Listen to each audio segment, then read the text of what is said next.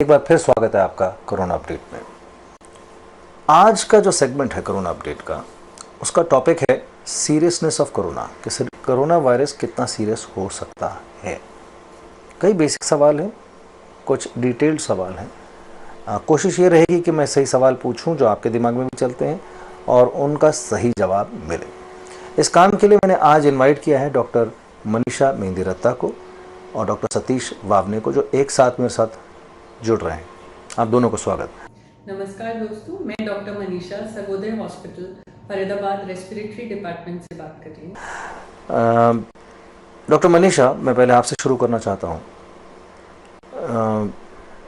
कि corona virus कितना serious हो सकता है। Corona virus most of the cases में बहुत माइल्ड होता है। माइल्ड मीन्स अगर 80 to 85% केसेस में हम देखें तो कोरोना का इन्फेक्शन सिंपल खांसी, जुकाम, लो ग्रेड फीवर के साथ ही सेटल हो जाता है। 10 to 15% पेशेंट्स ऐसे होते हैं जिनको हॉस्पिटलाइजेशन की ज़रूरत होती है। उनमें प्रॉब्लम बढ़कर निमोनिया का रूप ले सकती है, जिसमें पेशेंट को एंटीबायोटिक्स, दवाइयाँ और ऑक्सीजन की ज़रूरत होती है। 3 से 5% के पेशेंट्स ऐसे हैं जिनको आईसीयू में ज़रूरत हो सकती है और प्रॉब्लम जानलेवा भी हो सकती है। So no doubt corona infections can be serious, but yes the number is very less. उनमें प्रॉब्लम बढ़कर निमोनिया का रूप ले सकती है, जिसमें पेशेंट को एंटीबायोटिक्स, दवाइयाँ और ऑक्सीजन की ज़रूरत होती है। 3 से 5% के पेशेंट्स ऐसे हैं जिनको आईसीयू में ज़रूरत हो सकती है और प्रॉब्लम जानलेवा भी हो सकती है। So no doubt corona infections can be serious, but yes the number is very less. Doctor Satish, आप क्या कहेंगे? बेसिकली कोरोना वायरस ये नोवेल वायरस है। इसके बारे में अगर सीरियसनेस अपन जानना चाहते हो तो वायरस के जो सीरियसनेस रहता है ये माइल्ड, मॉडरेट और सीवियर स्टेज में रहता है। बेसिकली कुछ पेशेंट्स में सिम्टम्स कुछ भी दिखते नहीं, कुछ पेशेंट में माइल्ड दिखते हैं, कुछ पेशेंट में सीवियर सिम्टम्स दिखते हैं, कुछ पेशेंट में क्रिटिकल्स रहते हैं। परसेंटेज वाइज देखा जाएगा तो 80 to 85% पेशेंट ये एकदम माइल्ड सिम्टम्स वाले रहते हैं, जिसको कोई भी हॉस्पिटलाइजेशन की ज़रूरत नहीं रहती है।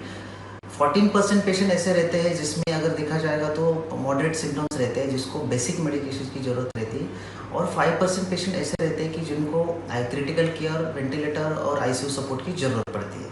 डॉक्टर साहब, अब एक सवाल इस पैंडेमिक के स्टेजेस पे। जब हमने लॉकडाउन किया था तब हम कह रहे थे कि हम स्टेज 2 में हैं, हमें स्टेज 3 में नहीं जाना। अब इतने दिन बीत चुके, महीने से ऊपर हो चुका है। मैं आपसे पूछना चाहता हूँ कि इस वक्त भारत कौन सी स्टेज में है और इसे कैसे जाना जाता है? देखिए, पहले तो हमें ये समझना होगा कि स्टेज 2 और स्टेज 3 में डिफरेंस क्या है। स्टेज 2 तब तक बोलते हैं जब तक कि हम अगर एक केस आया है जो कि कोरोना पॉजिटिव है और हम उसका कांटेक्ट ढूंढ पाते हैं कि उसको इन्फेक्शन किससे हुआ है, तब तक हम उसको स्टेज 2 कहते हैं। सपोज अगर वो कम्युनिटी ट्रांसमिशन हो जाता है, जिसे स्टेज 3 कहते हैं, कि हमें सोर्स आइडेंटिफाई करना डिफिकल्ट हो जाता है। फॉर नाउ आईसीएमआर गाइडलाइंस और इंडियन डेटा के हिसाब से अभी तक भारत स्टेज 2 में ही है। तो डॉक्टर सतीश, आप क्या कहेंगे? आपके हिसाब से ये कौन सी स्टेज में हम?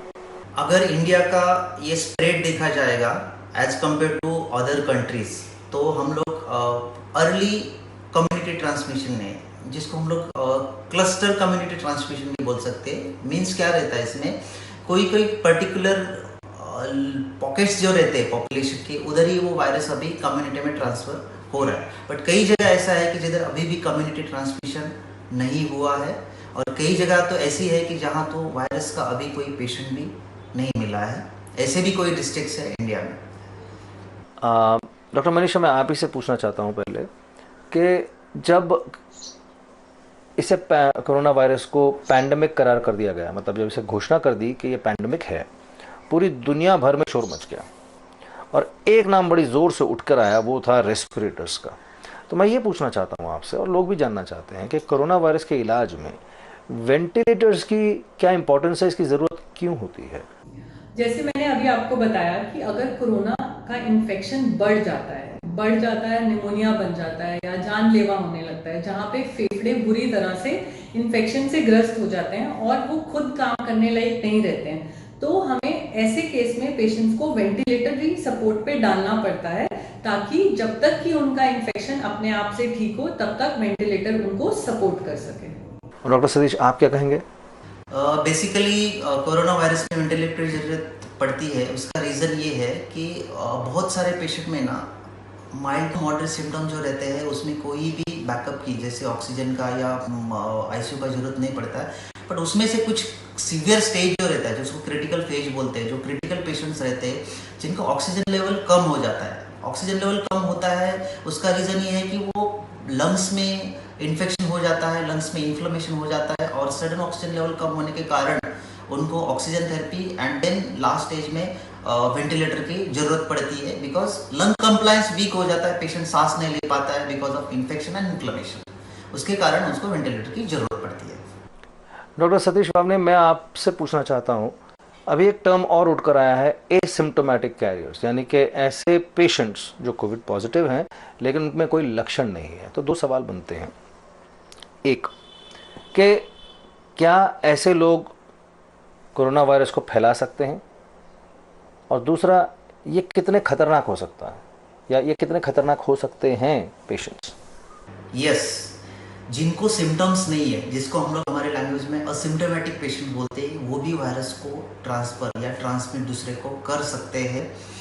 और जो बिना सिम्टम वाले पेशेंट है उसमें तो ये ज़्यादा रहता है स्प्रेड होने का संभावना, बिकॉज उनको ही पता नहीं रहता कि मुझे इन्फेक्शन हुआ या नहीं हुआ।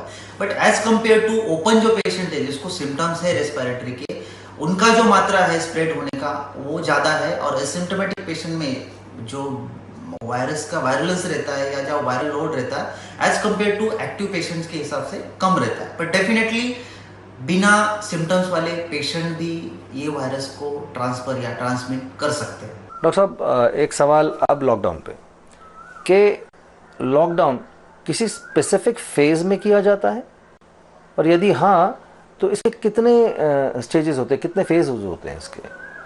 देखो, जो लॉकडाउन है वो ऐसे कुछ स्पेसिफिकली फेजेस में नहीं होता है, but yes it depends upon every countries की वहाँ के लोग की डेमोग्राफिक क्या है, पॉपुलेशन क्या है, एज क्या है, किस तरह से उनके सोशल डिस्टेंसिंग मेंटेन है, उस हिसाब से हम लॉकडाउन करते हैं। लॉकडाउन का पर्पस एक्चुअली ये होता है कि सपोज किसी को आज इन्फेक्शन है और हम ये एज्यूम करते हैं कि ये कोई भी पेशेंट जिसको इन्फेक्शन है वो 14 से 21 दिन तक अपना इन्फेक्शन दूसरे पेशेंट को स्प्रेड कर सकता है। सो अगर हम इस दौरान उस पेशेंट को जिसको इन्फेक्शन है घर के अंदर कर्टेल करेंगे या वो बहुत ज्यादा लोगों से नहीं मिलेगा तो वो इन्फेक्शन को स्प्रेड नहीं कर पाएगा। एंड बाय दैट टाइम जैसे 14 से 21 दिन जब तक कंप्लीट होंगे तब तक उसका इन्फेक्टिव फेज चला जाएगा।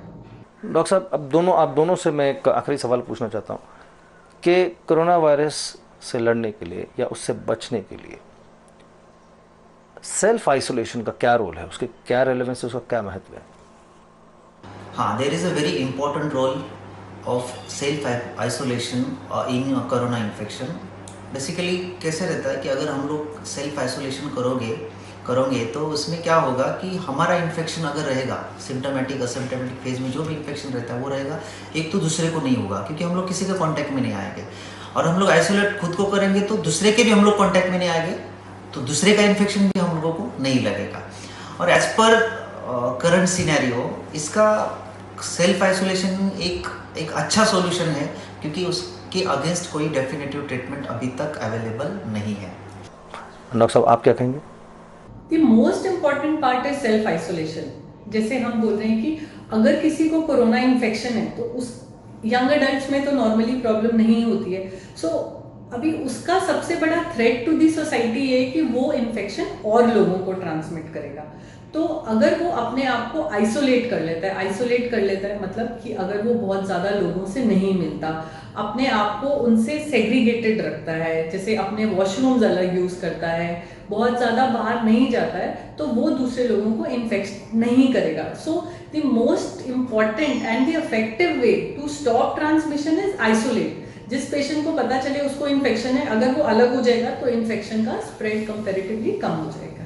Well, doctor Satish and doctor Manisha, आप दोनों का बहुत बहुत धन्यवाद। आपने अपना कीमती वक्त निकाला, हमसे जुड़े और हमें आज इतनी important information the. Thank you very much. Thanks for me inviting on corona updates. दोस्तों, आज हमने जाना कि कोरोना वायरस कितना सीरियस हो सकता है। आज के लिए बस इतना ही। मैं फिर मिलूंगा आपको कोरोना अपडेट के अगले एपिसोड में। तब तक के लिए आप अपना ख्याल रखिए, खुश रहिए, सेफ रहिए, सेहतमंद रहिए, क्योंकि सेहत है तो सब कुछ है। Care world TV, corona virus की खबर नहीं, जानकारी।